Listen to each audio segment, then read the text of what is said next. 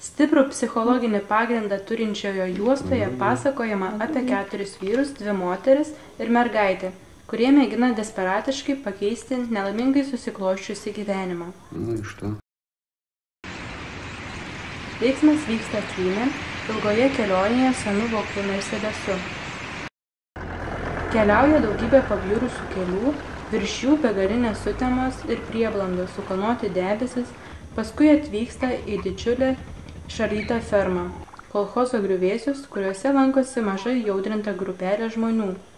Pabėgėliai, išgyvenusieji, asocialieji, 12 personažų be genealogijos, gyvenantis už laiko ir teisės ribų. Tai alkoholio, vienatvės, skurdo ir liūdesio sugriautos anarchistiškos žmonijos protoplastas. Panyrame į jausmus, o kartu ir į prastą alkoholį, storžieviškas glamones, pelėsiais atsiduodančias nuorūkas išderinta muzika. Geriausia ir įsimintiniausia filmo scena – tai ilgas vakarėlis su nesibaigiančiomis išgertuvėmis, melodingomis užstalės dainomis ir kruvinomis muštynėmis.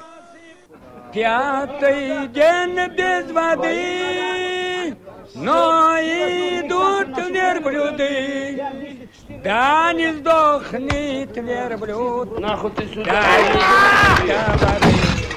да не сдохнет верблюд,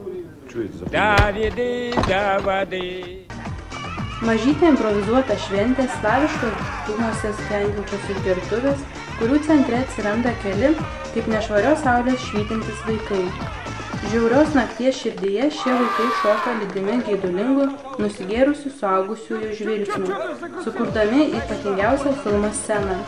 Jauni ir seni, bedančiai vyrai ir sulysusios moterys, menkų ir permatomų kūnų visuma susijungia į fenomenalų gyvuliškumą.